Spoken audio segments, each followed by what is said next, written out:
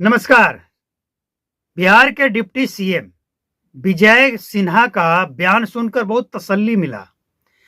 अब वो ये बयान जो दे रहे हैं, भूमि राजस्व विभाग उनके पास है और सबसे ज्यादा बिहार में लड़ाई झगड़ा का कारण, विवाद का कारण, एफआईआर का कारण अगर है तो वो राजस्व विभाग ही है। और इस राजस्व विभाग में सबसे ज्यादा झगड़ा का कारण अगर कोई है तो वो सरकारी अधिकारी हैं, सीईओ, कर्मचारी और उस विभाग के ब्लॉक लेवल से लेकर डिस्ट्रिक्ट लेवल तक के जो अधिकारी हैं राजस्व विभाग में, ये सब के सब जिम्मेवार हैं। लेकिन विजय सिन्हा जिस तरह की बातें कह रहे हैं ना, अगर ये जमीन पे लागू हो जाए तो हम समझते हैं कि आम जनता का बहुत कल्याण हो जाए। मतलब एक साफ मैसेज है कि अधिकारी की जवाबदेही तय होगी, उनके जो कार्य होंगे ना उसकी समीक्षा होगी।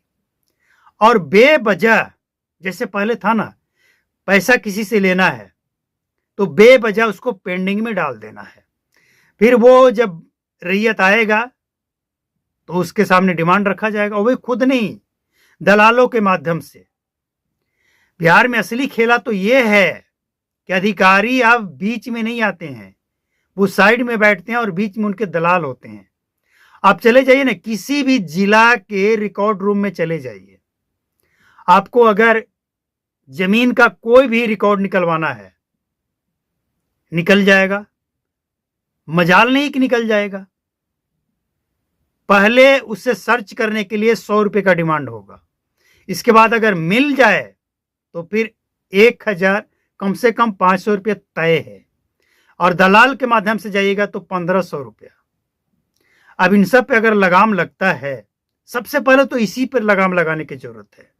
ये जो बीच में दलाल होता है ना, उस पे लगाम लगाने की जरूरत है। और जो अधिकारी, जैसे मान लिया जाए हम रिकॉर्ड रूम से कोई दस्तावेज निकलवाना चाहते हैं, तो हम कोई लिखित आवेदन देते हैं, उसका रिसीविंग मिलता है। इसके लिए एक डेट निर्धारित हो कि 1 महीने के अंदर अगर उस व्यक्ति को रिकॉर्ड रूम से रिकॉर्ड नहीं दिया जाता है तो फिर एकदम संवैधानिक तरीके से उसके ऊपर कार्रवाई हो। 1-2 लोगों को पे हो ना। और इसके बाद जो सीईओ हैं, भाई इतना खराब स्थिति है ना बिहार की, किसी का भी जमीन किसी के नाम पे करके दाखिल खारिज तक कर दिया जाता है।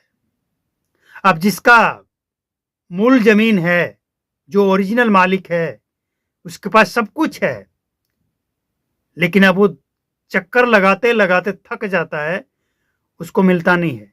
लेकिन विजय सिन्हा का ये जो फरमान है कि अधिकारी आपके द्वार आएंगे, शिविर लगेगा, उनकी जवाबदेही तय होगी, टोल फ्री नंबर जारी हो, और ये सब अगर हो तो वाकई बिहार में भ्रष्टाचार सबसे ज्यादा जिस विभाग में है, उस विभाग से भ्रष्टाचार तो कम होगा ही, लोगों को बहुत राहत मिलेगा। और लोगों को सबसे ज्यादा अगर पैसा देकर भी काम हो जाए तो लोग राहत महसूस करते हैं कि चलो पैसा दिए, काम हो गया। लेकिन यहां तो पैसा देने के बावजूद काम नहीं होता है, पेंडिंग। तो अगर इस तरह से काम हो जो विजय सिन्हा कह रहे हैं, तो वाकई बिहार बदलने वाला है और बिहार के लोगों के लिए बहुत अच्छी खबर है। तो बिहार की जनता, मजदूर, गरीब, किसान एकदम से खुश हो जाए कि जमीन पे अगर ये असर दिखेगा तो वाकई बिहार में राम राज आएगा।